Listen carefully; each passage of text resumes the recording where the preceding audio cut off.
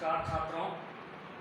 कल की क्लास के अंतर्गत हमने पृथक्करण के संदर्भ में विस्तार से अध्ययन किया था और उसके अंतर्गत मैंने आपको बताया था कि शिक्षण अधिगम प्रक्रिया एवं संज्ञानात्मक विकास को बेहतर बनाने के लिए एक शिक्षक को किन किन चीज़ों को पृथक करना चाहिए। उसके अंतर्गत हमने विभिन्न बिंदुओं के संदर्भ में विस्तार से अध्ययन किया था।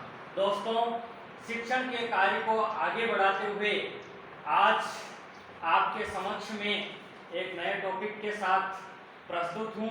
आज की क्लास के अंतर्गत हम समावेशन के संदर्भ में विस्तार से अध्ययन करेंगे। इंक्लूसिव, इसका तात्पर्य होता है कि बालक के संज्ञानात्मक विकास एवं शिक्षण अधिगम प्रक्रिया को बेहतर बनाने के लिए एक शिक्षक को किन किन चीज़ों को समावेशित करना चाहिए, उसके संदर्भ में आज की इस क्लास के अंदर हम विस्तार से अध्ययन करेंगे। दोस्तों, बालक का संज्ञानात्मक विकास एवं उसके अधिगम स्तर को उच्च बनाने में समावेशन की प्रक्रिया अपना महत्वपूर्ण भूमिका अदा करती है। अब समावेशन के द्वारा बालक का संज्ञानात्मक एवं मानसिक विकास को बेहतर बनाने के लिए एक शिक्षक को किन किन चीज़ों को शिक्षण अधिगम प्रक्रिया के तहत समावेशित करना चाहिए, इसके अंतर्गत दोस्तों हम विभिन्न बिंदुओं के अंतर्गत विस्तार से चर्चा करेंगे। इस समावेशन की प्रक्रिया के अंदर पहला हमारा बिंदु है अभिप्रेरणा का समावेशन। एक शिक्षक को हमेशा बालकों के अंदर मोटिवेशन की भावना का संचार करना आवश्यक होता है। यदि शिक्षक बालकों का सही समय पर उचित मोटिवेशन प्रदान करता है तो निश्चित रूप से बालक का संज्ञानात्मक एवं अधिगम स्तर को उच्च बनाने में अभिप्रेरणा अपना महत्वपूर्ण भूमिका अदा करती है। जैसे दोस्तों, एक बालक अपने शिक्षक से कहता है कि मैंने चिड़ियाघर के अंदर शेर देखा है जो कि जंगली होता है, तो उस शिक्षक को उस बालक को मोटिव करते हुए बताना चाहिए कि जो शेर आपने देखा है वो दो प्रकार के हो सकते हैं।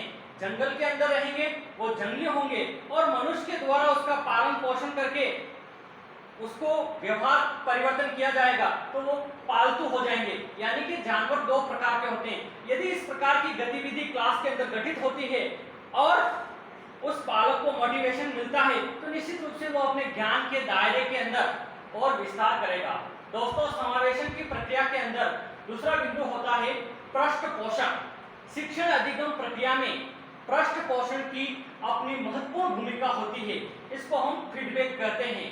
यदि किसी बालक को सही समय पर उचित पृष्ठ पोषण प्रदान किया जाता है तो निश्चित रूप से वो बालक अपने संज्ञानात्मक विकास एवं अधिगम स्तर को उच्च बनाने के लिए प्रेरित होता है।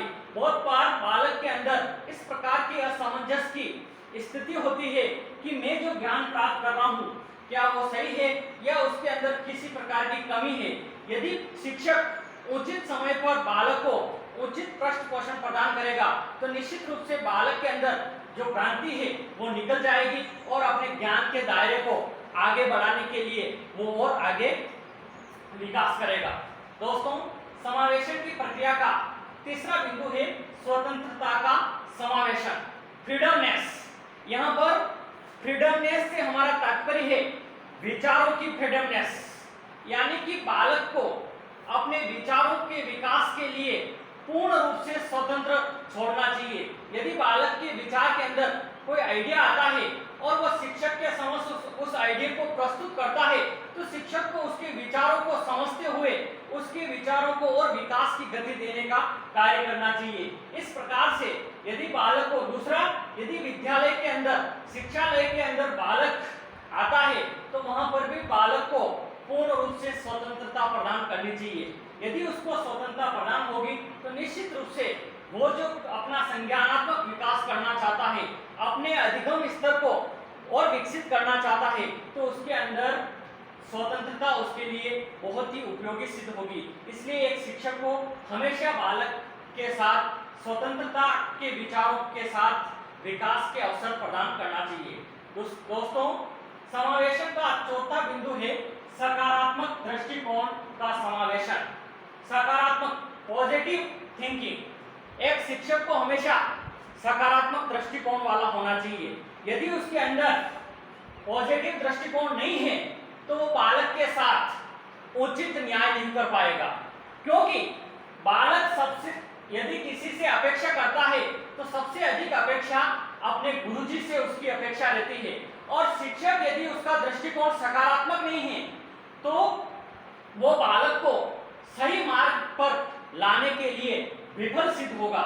इसलिए एक शिक्षक को हमेशा बालक के ज्ञानात्मक एवं अधिगम स्तर को बेहतर बनाने के लिए सकारात्मक दृष्टिकोण अपनाना चाहिए। उसके लिए कक्षा के अंदर या विद्यालय के अंदर जितने भी बालक एवं बालिकाएं हैं सभी उसके लिए समान है, और हर बालक को अभिप्रेरित करते हुए आगे बढ़ाने का कार्य करते हुए अपने पॉजिटिव दृष्टिकोण का परिचय देना चाहिए। यदि शिक्षक इस प्रकार का सकारात्मक दृष्टिकोण बालकों के साथ प्रस्तुत करता है तो निश्चित रूप से बालक अपने संज्ञानात्मक विकास एवं अधिगम स्तर को उच्च बनाने के लिए प्रेरित होंगे। दोस्तों, समावेशन का पांचवा बिंदु है आत्मविश्वास का समावेशन। दोस्तों, कॉन्फिडेंस एक ऐसी चीज है जो बालक या हर व्यक्ति के अंदर यदि आत्मविश्वास का संचार होता है तो वो किसी भी कार्य को बिना किसी हिचकिचाहट के आसानी से कर सकता है और असंभव कार्य को भी संभव बना सकता है। इसलिए एक शिक्षक को हमेशा इस प्रकार के प्रयास करने चाहिए कि वो बालक के अंदर आत्मविश्वास की भावना का पूर्ण रूप से संचार करे।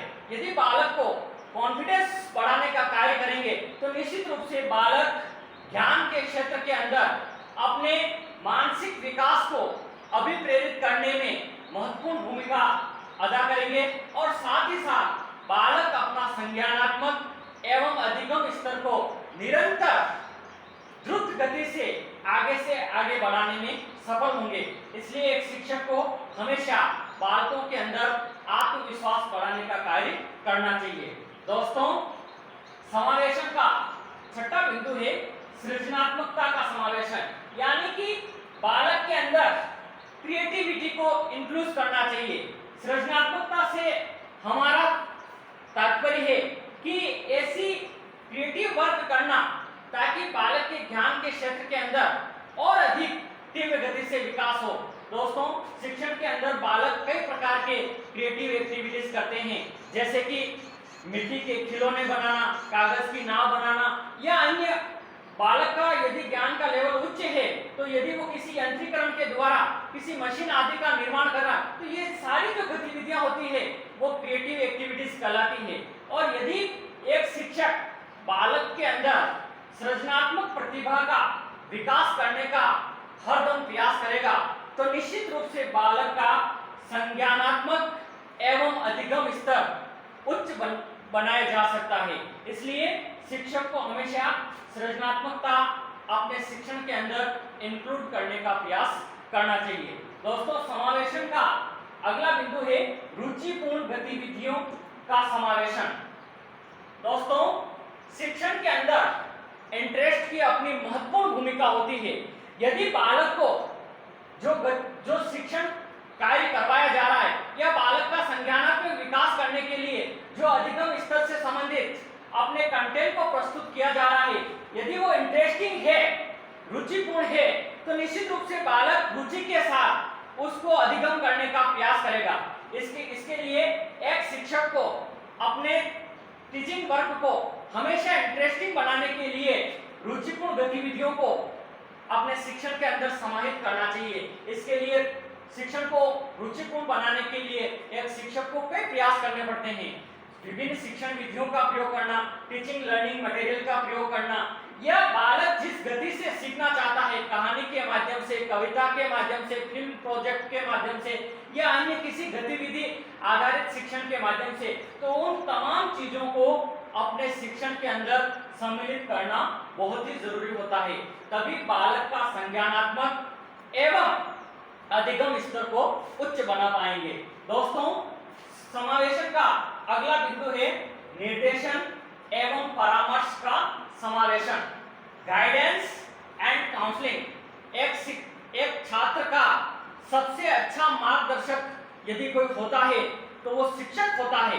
पेरेंट्स से भी शिक्षक की भूमिका उस बालक के मार्गदर्शन में आगे होती है। इसलिए एक शिक्षक को हमेशा अच्छा गाइडेंस, निर्देशक एवं परामर्शकर्ता होना चाहिए, क्योंकि बालक के बारे में, बालक की रुचि के बारे में, उसकी क्षमता के बारे में यदि सबसे अधिक कोई जानता है तो वो शिक्षक जानता है। इसलिए शिक्षक को समय के साथ में बालक की रुचि एवं उसकी क्षमता को पहचानते हुए उसको किस फील्ड के अंदर आगे बढ़ाना है, इसके लिए शिक्षक को हमेशा बालक को उचित निर्देशन एवं परामर्श प्रदान करना चाहिए।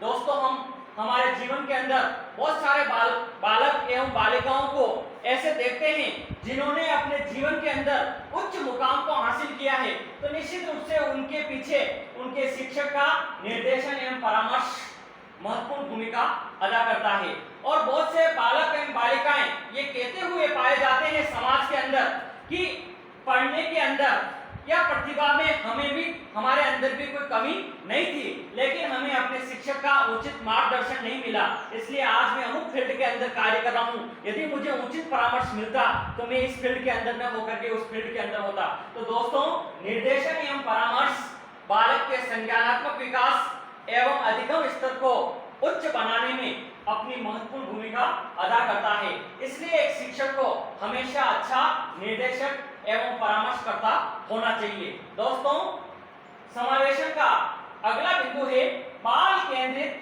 गतिविधियों का समावेशन। दोस्तों, आज शिक्षण का स्वरूप बदल गया है। पहले प्राचीन समय के अंदर जो शिक्षण का स्वरूप था वो शिक्षक केंद्रित था, यानी कि शिक्षण अधिगम प्रक्रिया के अंदर जो शिक्षक कर रहा है वही सही है, बालक की भूमिका उसके अंदर नगण्य थी या मौन श्रोता की भांति थी। लेकिन दोस्तों, आज शिक्षण जो है टीचिंग बाल केंद्रित बन गया है। बालक की क्या रुचि है, उसकी क्या क्षमता है और वो शिक्षक से क्या चाहता है, उन चीजों को ध्यान में रखते हुए शिक्षण अधिगम प्रक्रिया की व्यूह रचना एक शिक्षक को तैयार करनी चाहिए। यदि बाल केंद्रित गतिविधियों से संबंधित, बालक की गतिविधियों से, एक्टिविटीज से संबंधित, बालक खेल के माध्यम से सीखना चाहता है तो उसको खेल के माध्यम से सिखाया जाए। बालक यदि संगीत के माध्यम से सीखना चाहता है तो संगीत बेस से उसको सिखाया जाए, या बालक किसी प्रोजेक्ट बेस से सीखना चाहे तो उसको प्रोजेक्ट बेस से सिखाया जाए। इस प्रकार की व्यूह रचना, यानी कि बालकों को ध्यान में रखते हुए अपने शिक्षण की व्यूह रचना तैयार करनी चाहिए। इसलिए बाल केंद्रित गतिविधियों का शिक्षण के अंदर समावेशन होना चाहिए। यदि शिक्षक बाल केंद्रित गतिविधियों का अपनी टीचिंग के अंदर समावेशित करता है तो निश्चित रूप से बालकों का संज्ञानात्मक एवं अधिगम स्तर उच्च बनेगा। और दोस्तों, समावेशन की प्रक्रिया के अंदर अंतिम बिंदु है समानता का समावेशन। समानता से हमारा तात्पर्य है किसी के साथ किसी भी प्रकार का कोई भेदभाव नहीं करना। दोस्तों, हम जानते हैं कि कक्षा के अंदर विभिन्न धर्म, विभिन्न जाति, विभिन्न लिंग एवं विभिन्न मानसिक योग्यताओं एवं विभिन्न रुचियों के बालक आते हैं। तो एक शिक्षक का यह दायित्व है कि वे सभी बालकों के साथ समानता का व्यवहार करें। यदि सभी बालकों के साथ समानता का व्यवहार शिक्षक करेगा तो किसी भी बालक के अंदर उस शिक्षक के प्रति भ्रांति नहीं होगी। यदि शिक्षक जो प्रतिभावान बालक है उनके प्रति उसका झुकाव ज्यादा है तो जो कम बुद्धि वाले बालक होंगे उनके मन में ये भावना आएगी कि गुरुजी तो हमेशा उन बालकों को ही, उन बच्चों की तरफ ही मोटिव करते हैं, तो वो बालक उस शिक्षक से पूर्वाग्रह से ग्रसित हो जाएंगे। इसलिए बालक उस शिक्षक के प्रति किसी भी प्रकार से पूर्वाग्रह से ग्रसित नहीं हो। इसलिए एक शिक्षक को सभी बालकों के साथ समानता का व्यवहार करते हुए अपने शिक्षण की व्यूह रचना तैयार करनी चाहिए। यदि वो बालकों को उनकी रुचि एवं क्षमता के अनुसार आगे बढ़ाने का प्रयास करेगा इक्विलिटी के साथ में, तो निश्चित रूप से बालकों का संज्ञानात्मक एवं अधिगम स्तर उच्च बनेगा। तो दोस्तों, उपरोक्त विवेचन से स्पष्ट हो जाता है कि शिक्षण व्यूह रचना के अंदर यदि जो बिंदु हमने अध्ययन किए हैं उनका एक शिक्षक अपने टीचिंग के अंदर इंक्लूसिव करता है तो निश्चित रूप से उसकी जो शिक्षण की व्यूह रचना होगी वो निश्चित रूप से प्रभावपूर्ण होगी और बालकों के संज्ञानात्मक विकास एवं अधिगम स्तर को वो उच्च बना पाएगा। दोस्तों आज की क्लास के अंदर इतना ही। जय हिंद, जय भारत।